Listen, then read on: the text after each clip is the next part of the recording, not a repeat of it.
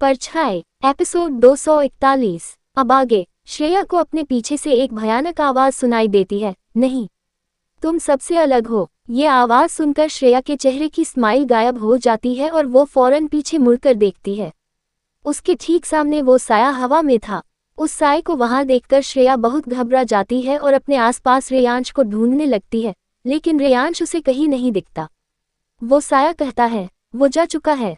वो आवाज इतनी डरावनी थी कि श्रेया उसे सुनकर अंदर से कांप रही थी। उसका चेहरा लाल हो गया था और डर से उसकी आंखें भर आई थीं। श्रेया अपने आसपास देखते हुए अपनी लड़खड़ती जबान से चिल्लाते हुए कहती है, सर सर, आप कहाँ हो? ये कहकर श्रेया वहां से भागने लगती है, लेकिन अगले ही पल वो साया फिर से उसके सामने आ जाता है। उस साए को इतने करीब से देखकर श्रेया डर से चीख पड़ती है और अपने कदम फिर से पीछे लेने लगती है। अब श्रेया पीछे जा रही थी और वो साया श्रेया की तरफ बढ़ रहा था। श्रेया डर से हकलाते हुए कहती है, कौन हो तुम? और तुमने रेयांश सर के साथ क्या किया? तुमने कहीं उन्हें? ये कहते हुए श्रेया और भी ज्यादा घबराने लगती है। वो साया श्रेया की तरफ बढ़ते हुए कहता है, इस वक्त तुम्हें अपनी चिंता होनी चाहिए, उसकी नहीं। श्रेया को इस वक्त रेयांश की बहुत फिक्र हो रही थी। वो बड़ी हिम्मत करके फिर से कहती है, तुमने उनके साथ क्या किया? वो साया श्रेया की बातों को नजरअंदाज करते हुए कहता है, कौन हो तुम? ऐसा क्या है तुम में जो उस रात तुमने उस लड़के को मुझसे बचा लिया? श्रेया कहती है, दूर रहो मुझसे। वो साया इस बार और भी डरावनी आवाज में कहता है, ये तो मुमकिन नहीं है। ये कहते हुए उस साए के एक काला सर बाहर आता है। ये देखकर सुहानी की आंखें डर से और बड़ी हो जाती है। वो साया एक भयानक आवाज के साथ श्रेया की तरफ बढ़ जाता है। श्रेया डर से चीखते हुए अपनी आंखें बंद कर लेती है। इससे पहले वो साया श्रेया तक पहुंच पाता, कोई बिजली की तेजी से श्रेया के सामने आकर खड़ा हो जाता है। उस शख्स के वहां आते ही वो साया वहां से गायब हो जाता है। श्रेया के सामने खड़ा शख्स अपनी लाल पुतलियों वाली आंखों से बड़े गुस्से में सामने देख रहा था। वो शख्स और कोई नहीं, विराज ही था। उस साए के वहां से जाने के बाद विराज श्रेया की तरफ मुड़ता है। श्रेया अपने कान पर हाथ रखे हुए आंखें बंद करके वहीं खड़ी थी। उसका एक्सप्रेशन ऐसा था जैसे कभी भी उसकी जान जा सकती है। विराज की आंखें श्रेया पर जाकर रुक जाती है। वो श्रेया की तरफ अपना हाथ बढ़ाता है और अपना हाथ उसके कंधे पर रखकर कहता है, सब ठीक है। विराज के छूते ही श्रेया फिर से चीखने लगती है। विराज श्रेया की बाहों को पकड़कर उसके पास जाकर कहता है, शश, मैंने कहा ना, सब ठीक है। विराज के छूने पर श्रेया को एक अजीब सा एहसास होता है। उसे ऐसा लगता है जैसे अब वो बिल्कुल सेफ है। विराज को भी श्रेया का एहसास कुछ अलग ही लग रहा था। श्रेया धीरे धीरे अपनी आंखें खोलती है और विराज की तरफ देखती है। विराज उसके चेहरे पर अपना हाथ रखकर कहता है, डरने की कोई जरूरत नहीं है, तुम बिल्कुल सेफ हो। ये सुनकर श्रेया की आंखों से आंसू बाहर आ जाते हैं और वो बिना कुछ कहे विराज को हग कर लेती है। विराज श्रेया के सर पर अपना हाथ फेरते हुए उसे शांत करने लगता है। ये करते हुए विराज को खुद पर बड़ी हैरानी हो रही थी, वो ऐसा कभी नहीं करता था। दूसरी तरफ रेयांश अपनी कार से अपने घर की तरफ जा रहा था। उसकी कार बहुत तेज पर चल रही थी और उसकी स्पीड बढ़ती ही जा रही थी। रेयांश का चेहरा गुस्से से लाल हो गया था और वो सामने देखते हुए ड्राइव कर रहा था। ड्राइव करते हुए उसकी आंखों के सामने बस श्रेया का चेहरा दिखाई दे रहा था। उसे श्रेया की वो सारी अजीब हरकतें याद आ रही थी जिससे वो चिढ़ जाता है। वो बार बार अपना सर झटककर उन ख्यालों को अपने दिमाग से निकालने की कोशिश कर रहा था, लेकिन इससे कोई फायदा नहीं हो रहा था। तभी अचानक से रेयांश अपनी कार का ब्रेक लगा देता है। वो कार जमीन पर घिसती हुई कुछ दूर आगे जाकर रुक जाती है।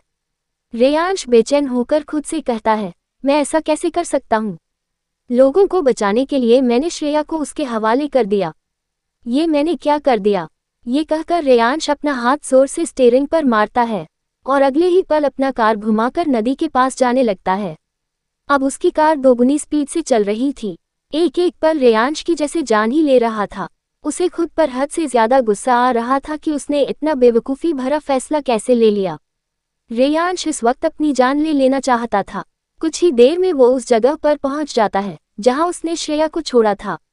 रेयांश कार से निकलकर आसपास देखने लगता है, लेकिन वहां श्रेया नहीं होती। श्रेया को वहां ना पाकर रेयांश जैसे पागल हो जाता है। वो जोर जोर से श्रेया को आवाज लगाकर उसे ढूंढ रहा था, लेकिन उसे श्रेया कहीं दिखाई नहीं दे रही थी। अंत में हारकर वो घुटने के बल जमीन पर बैठ जाता है। रेयांश की आंखें नम थी। वो गुस्से में जोर से चीखने लगता है और उसके चीखने की आवाज जंगल में गूंजने लगती है। इधर श्रेया और विराज रोड पर चल रहे थे। श्रेया अपने आसपास बड़े गौर से देख रही थी। ऐसा लग रहा था जैसे वो किसी को ढूंढ रही हो। विराज श्रेया की इन हरकतों से अब इरिटेट हो गया था। वो श्रेया से कहता है, तुम्हें समझ क्यों नहीं आता, यहाँ कोई भी नहीं है। श्रेया रोड से जंगल की तरफ झांकते हुए कहती है, मेरे बॉस मेरे साथ ही थे, पता नहीं वो कहाँ चले गए, कहीं उस साय ने उन्हें। ये कहते हुए श्रेया घबराने लगती है। विराज कहता है, तुम पहले ही वहां अपने बॉस को ढूंढ चुकी हो, अब ये सब बंद करो और अपने हॉस्टल चलो। श्रेया कहती है, आप समझ क्यों नहीं रहे हो, अगर उस साय ने उन्हें नुकसान पहुंचा दिया तो। विराज कहता है, मैं तुमसे पहले भी कह चुका हूं, यहाँ कोई साया नहीं है, बस तुम्हें वहम हुआ होगा। विराज जानता था कि श्रेया बिल्कुल सही कह रही है, लेकिन वो इस बात को एक्सेप्ट नहीं करना चाह रहा था। श्रेया विराज पर शक करते हुए कहती है, आपने सच में उस साय को नहीं देखा जिसने मुझ पर अटैक किया था। विराज कहता है, किसी ने तुम पर अटैक नहीं किया था, तुम्हें बस वहम हुआ और तुम डर गई थी, दैट्स इट। अब श्रेया को भी उस बात पर शक होने लगा था जो अभी अभी उसके साथ हुआ था। तभी उसके दिमाग में एक बात आती है। वो विराज से कहती है, आप इतनी रात पैदल क्यों घूम रहे थे। विराज थोड़ी सख्ती से कहता है, तुम्हें इससे कोई मतलब नहीं होना चाहिए। श्रेया अपनी आंखें छोटी करके कहती है, अब लग रहे हो आप मी। विराज दीवान। विराज कहता है, क्या मतलब। श्रेया कहती है, लोग कहते हैं आप बहुत खड़ूस और अकड़ू हो, लेकिन जब से हम मिले हैं आप तो मुझसे बहुत अच्छे से बिहेव कर रहे हो। मुझे डाउट होने लगा था कि आप विराज दीवान हो भी या नहीं, लेकिन अब मेरा डाउट क्लियर हो गया। श्रेया की बात सुनकर विराज के चेहरे पर हल्की स्माइल आ जाती है। कुछ देर बाद वो दोनों हॉस्टल के बाहर पहुंच जाते हैं। विराज श्रेया से कहता है, अंदर जाओ और दोबारा रात को अकेले बाहर मत निकलना। श्रेया अपना मुंह बनाकर कुछ कहने ही वाली होती है, तभी विराज उसे टोंकते हुए कहता है, और बहाना बनाने की कोशिश भी मत करना, आज जो भी हुआ तुम्हारी लापरवाही थी। श्रेया कुछ नहीं कहती और हाँ में अपना सर हिला देती है। विराज कहता है, अब जाओ। श्रेया अभी भी रेयांश को ढूंढना चाहती थी, लेकिन अब वो कुछ नहीं कर सकती थी। श्रेया मुंह फुलाकर हॉस्टल के अंदर चली जाती है। श्रेया को जाते देख विराज के चेहरे पर फिर से एक स्माइल आ जाती है। अगले ही पल विराज को इसका एहसास होता है। वो श्रेया से नजरें फेर लेता है और सड़क की दूसरी तरफ जंगल को देखने लगता है। जंगल को देखते हुए उसकी आंखों के सामने फिर से वही सीन चलने लगता है जब उस साय ने श्रेया पर अटैक किया था। उस पल को याद करते हुए विराज के चेहरे पर गुस्से के भाव आने लगते हैं और उसकी आंखों की पुतलियां धीरे धीरे लाल होने लगती है।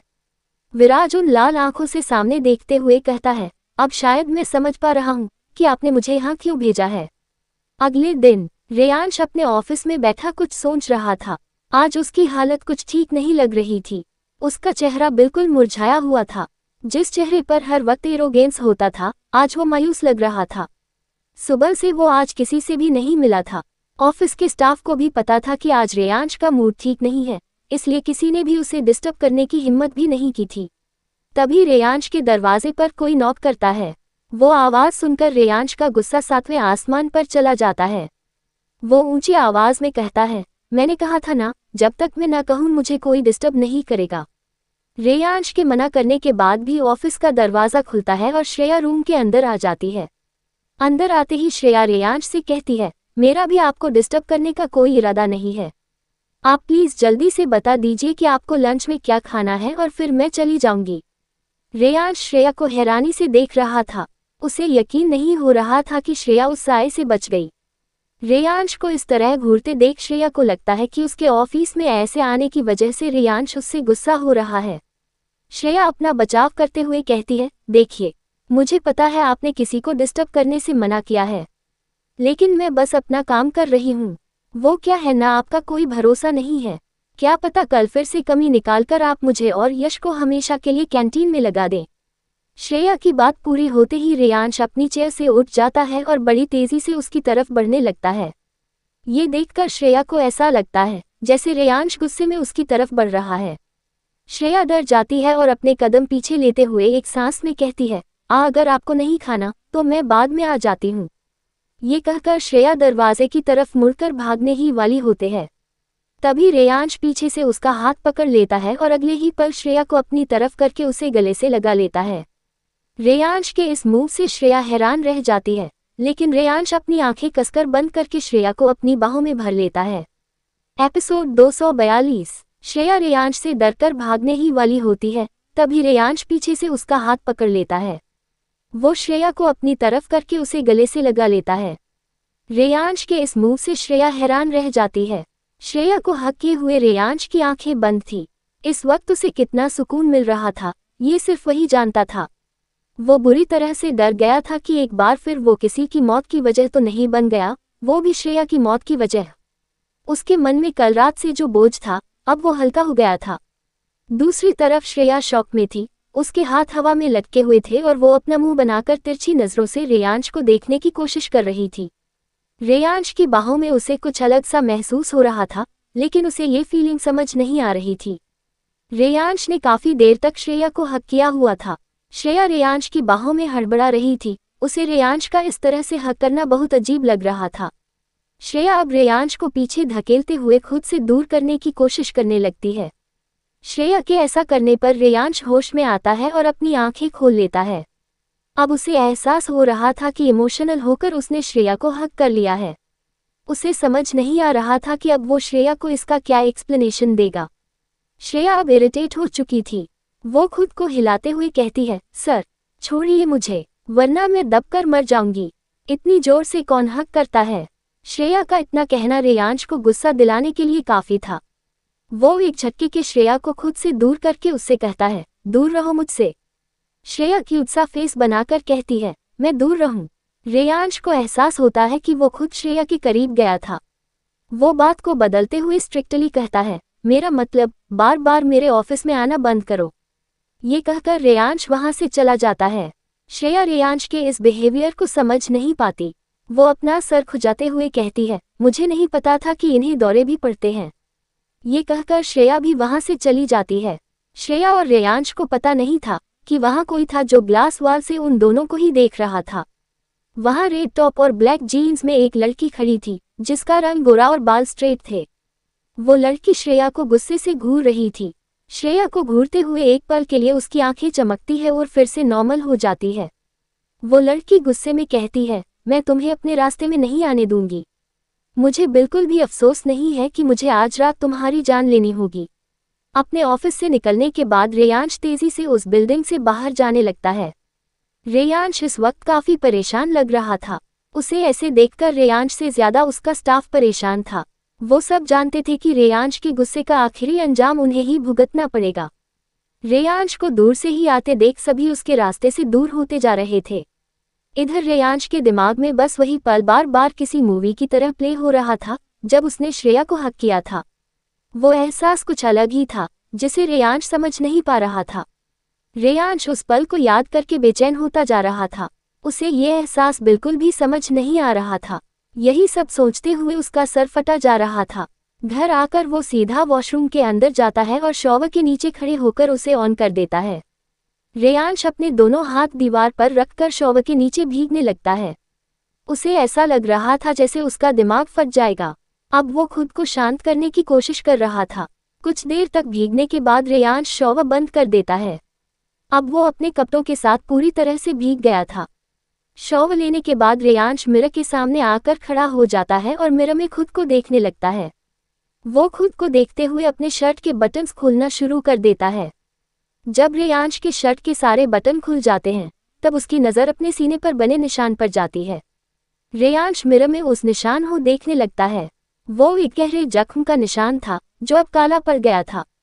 उस निशान को देखते हुए रेयांश के आंखों के सामने कुछ धुंधले विजुअल्स आ रहे थे। वो देखता है कि सुनसान सड़क पर दो लोग खड़े हुए थे। उनमें से एक लगभग 15-16 साल का लड़का था और दूसरा एक आदमी। वो लड़का उस आदमी की तरफ अपना दाहिना हाथ बढ़ा देता है। उसके ऐसा करते ही उस आदमी के शरीर से हल्की सफ़ेद रोशनी उस लड़के के हाथ से होते हुए उसकी पूरी बॉडी में अब्जॉर्ब हो रही थी। उस लड़के के ऐसा करने पर वो आदमी बुरी तरह से छटपटा रहा था, लेकिन इससे उस लड़के को कोई फर्क नहीं पड़ रहा था। उस लड़के की आंखें गुस्से से लाल थी और वो बेदर्दी से उस आदमी की जान ले रहा था। तभी अचानक एक तरह की ऊर्जा आकर उस लड़के के सीने में लगती है और वो लड़का कई फीट दूर जाकर गिर जाता है। उन विजुअल्स को देखकर रेयांश की आंखें नम हो जाती है। वो लड़का और कोई नहीं रेयांश ही था। रेयांश गुस्से में मिरर को जोर से एक पंच मार देता है और सामने लगा मिरर कई टुकड़ों में टूटकर गिर जाता है। रेयांश के हाथ से अब खून बह रहा था, लेकिन उसे इस बात की कोई परवाह ही नहीं थी। रेयांश उस टूटे हुए मिरर में खुद को देखते हुए कहता है, मैंने वो जानबूझकर नहीं किया था। रात का वक्त था। श्रेया अपना काम पूरा करके अपने हॉस्टल जा रही थी। हॉस्टल जाते हुए वो गुस्से में बड़बड़ा रही थी और रेयांश को कोस रही थी। श्रेया कहती है, कितने सपने लेकर आई थी मैं इस शहर में। सोचा था पहली जॉब है, पूरी मेहनत से काम करूंगी। अब मेहनत तो कर रही हूँ, लेकिन बर्तन धोने में बस एक बार मौका मिल जाए, उस एंग्री बर्ड से गिन गिन कर बदला लूंगी। श्रेया यही कहते हुए आगे बढ़ रही थी। उसे पीछे से एक अजीब सा धक्का लगता है। श्रेया लड़खड़ाकर कुछ कदम आगे आ जाती है, लेकिन खुद को गिरने से बचा लेती है। श्रेया को ये बहुत अजीब लगता है। वो फौरन पीछे मुड़कर देखती है। सामने वही लड़की खड़ी थी जो रेयांश और श्रेया को ग्लास वाल से देख रही थी। श्रेया उस लड़की को नहीं पहचानती थी, लेकिन पहली नज़र में ही उसे एहसास हो गया था कि इस लड़की के साथ कुछ तो गलत है। श्रेया उस लड़की से कहती है, कौन हो तुम और अभी अभी तुमने मेरे साथ क्या किया। वो लड़की एक डेविल स्माइल के साथ नीचे रखा अपना हाथ घुमाती है और श्रेया की तरफ बढ़ा देती है। उस लड़की के ऐसा करते ही श्रेया को फिर से धक्का लगता है, लेकिन इस बार ये धक्का जोर से लगा था। श्रेया खुद को संभाल नहीं पाती और नीचे जमीन पर गिर जाती है। वो लड़की धीरे धीरे चलते हुए श्रेया की तरफ बढ़ते हुए कहती है, जिस चीज पर मेरी कब से नजर है, अगर कोई उसे मुझसे छीनने की कोशिश करे तो उसे मैं जिंदा कैसे छोड़ सकती हूँ। श्रेया कंफ्यूज होकर कहती है, मैं तो तुम्हें जानती भी नहीं, फिर मैंने तुमसे क्या छीना। वो लड़की कहती है, रेयांश सिंघनिया, वो मुझे चाहिए। ये सुनकर श्रेया गुस्से से बड़बड़ाते हुए कहती है, ये रेयांश सर खुद तो मेरा जीना हराम कर चुके हैं, अब उनकी गर्लफ्रेंड भी मुझे परेशान कर रही है। श्रेया उठकर खड़ी हो जाती है और उस लड़की से कहती है, तुम्हें दुनिया में और कोई नहीं मिला जो तुम्हें उस एंग्री बर्ड से प्यार हो गया। देखो पीछे हट जाओ, वहां तुम्हारी दाल नहीं गलेगी। सामने खड़ी लड़की को समझ नहीं आ रहा था कि श्रेया उससे डर क्यों नहीं रही है। वो गुस्से से श्रेया को घूरकर कहती है, बहुत हो गया, अब अपनी मौत के लिए तैयार हो जाओ। ये कहकर वो लड़की अपना हाथ घुमाने लगती है। इस बार उसकी हथेली के चारों तरफ एक तरह की ब्लैक एनर्जी घूम रही थी। श्रेया की नज़र जब उसके हाथ और जाती है तो उसे समझ आता है कि अब वो खतरे में है।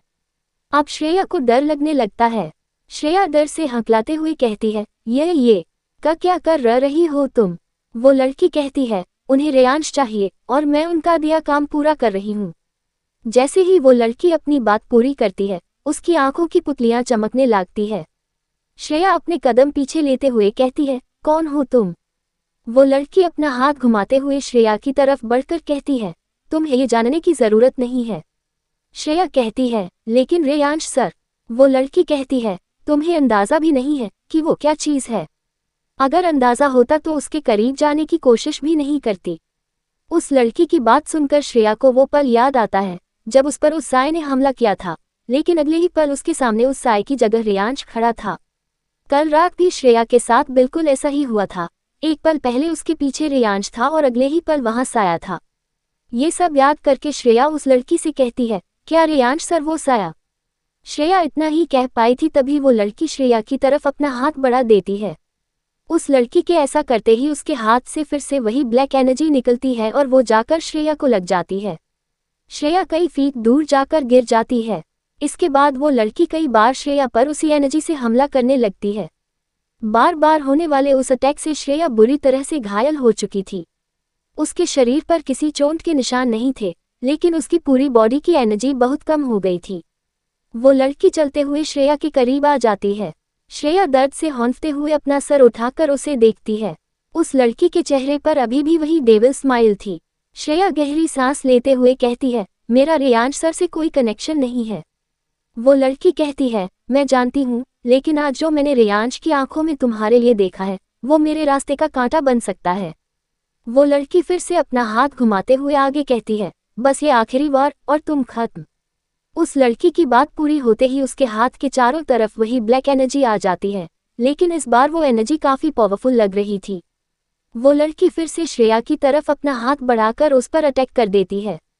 ये देखकर श्रेया बहुत डर जाती है। वो अपने दोनों हाथों से अपना कान बंद करके अपनी आंखें भी बंद कर लेती है। आगे की स्टोरी के लिए कमेंट कीजिए।